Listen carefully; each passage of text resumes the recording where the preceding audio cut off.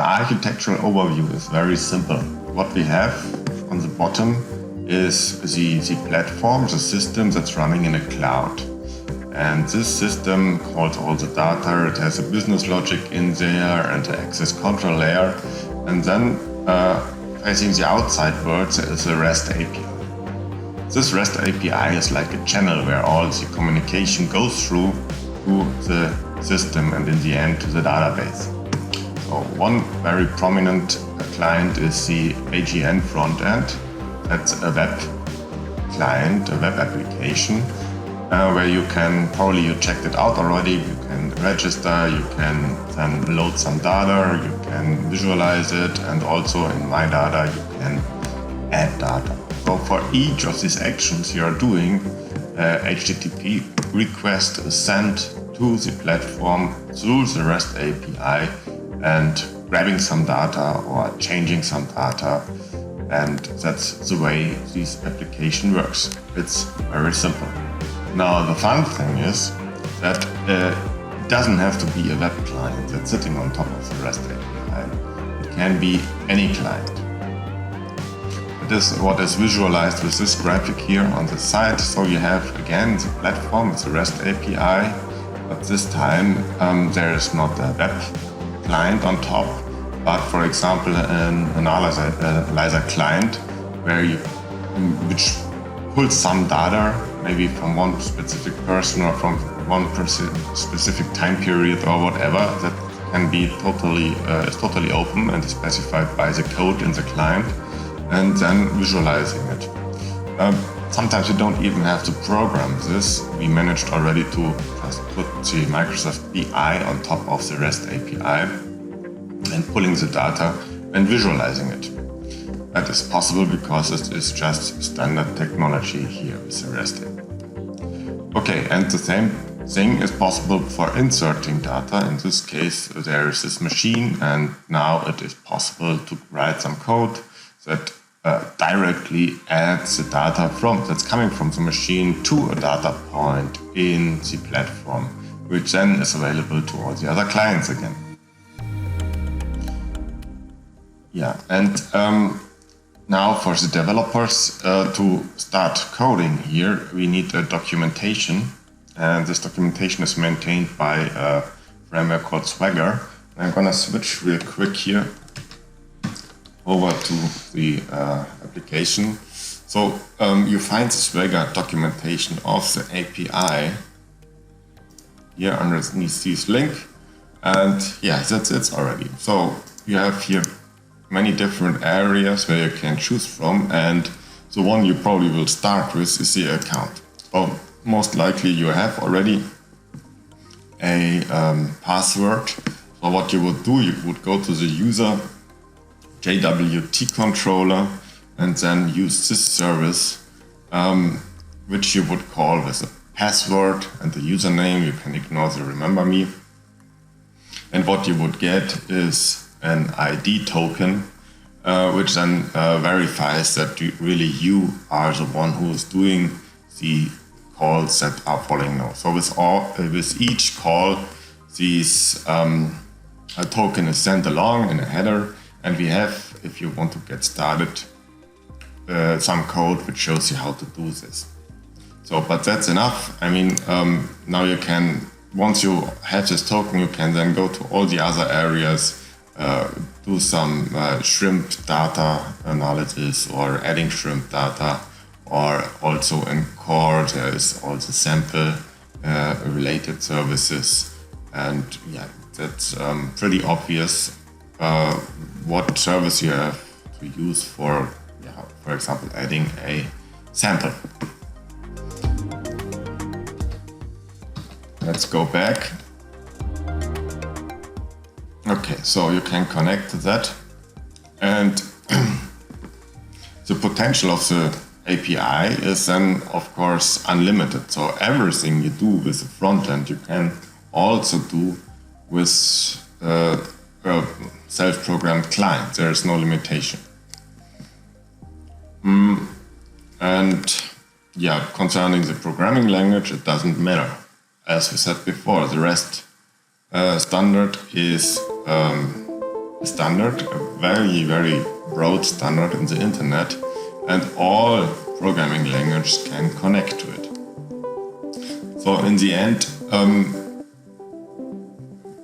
it is important for choosing what your environment uses normally. So you should look out for factors like maintainability, institutional preferences, existing code base, and most important for programmers, that the programmers feel comfortable in the chosen language.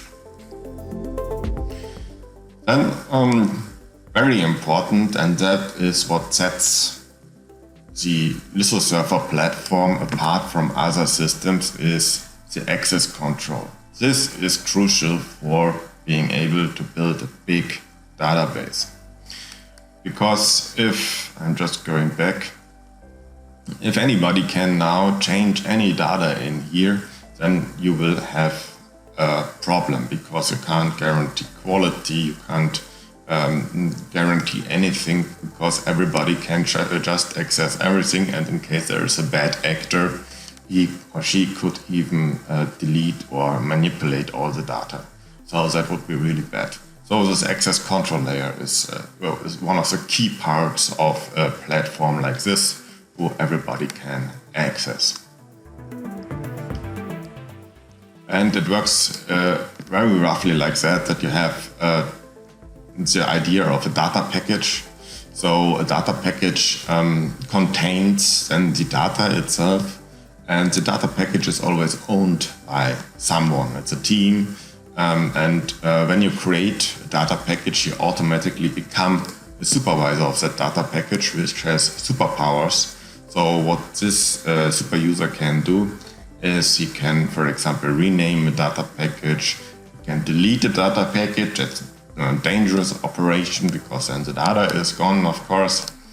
And he can also set up his team. He can nominate or add other editors to that data package. And he can also create new supervisors. So if in case there should be two supervisors, in case of holiday or so, of the first supervisors, and that is no problem. Yeah, and these, as soon as the people, the users are part of the team, they can see the data, of course, and they can work on it.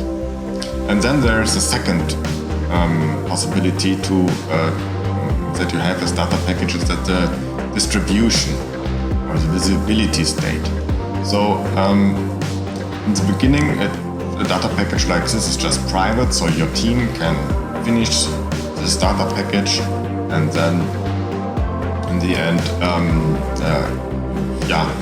publish it, and when it's published, everybody can view the data on the map.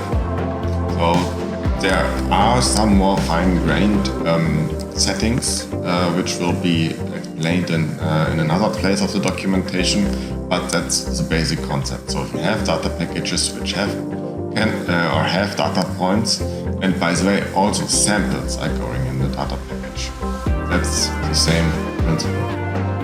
You can't add a sample without having a data package. You always need to have a data package for adding data.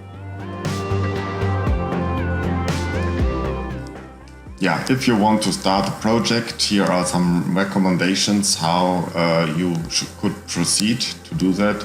So very important is the specification. You have to be clear about what you want to do, what the client shall do. And there is no need to code at this stage. It is enough to write it down very clearly, very accurate, and this is actually one of the most important and difficult steps. So once that is done, then you can register a technical user via the AGN front end. So you just go to, where is it? To the account, and you log out and and then register a new user. That's just as you would a human would do. Then you write the code to authenticate with username and password. I already showed the service for that. And the result will be the JWT token. think it's JSON web token, and that needs to be passed with any future service calls. And then you can write the code to create a package first, and then you can use that package. And then you write the code that gets the data from the machine, and then you write the code that translates the machine to the system-specific AGN format. And in the end, you write the code that saves the translated data. So that is one way you could go through the process of developing a client. And yeah, a little side note for troubleshooting. So as I said before, everything the front end is doing can be copied by the client you are programming. So it's really interesting to follow along how the internet traffic, here that is done with the inspector, in this case of Chrome browser, looks like. So you can then, when you do a click on the map or do something, then you can see what service is called, and you can then pretty simple copy this service, or not copy, but find the service in the Swagger UI, and then use it in the same way the web front end is using it.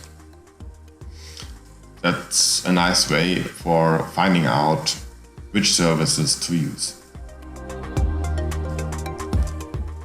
And then for the developers, get help. And when you program, you know that if you get started, it's sometimes pretty hard, and all the things you are going through, our team solved, hopefully already. And we are more than happy to help you with getting started, and maybe we can even provide you with some sample code to get started. So please, to all the coders out there, don't hesitate to contact our team if you want to do some lithosurfer programming. The contact email address is support@lithosurfer.io, or maybe you know some of us personally, then you can also send a personal email, of course. Yeah, that's it. That's the potential and the way you go forward with the API. I wish you a happy coding, and yeah, see you all. Bye. Hope to hear from you.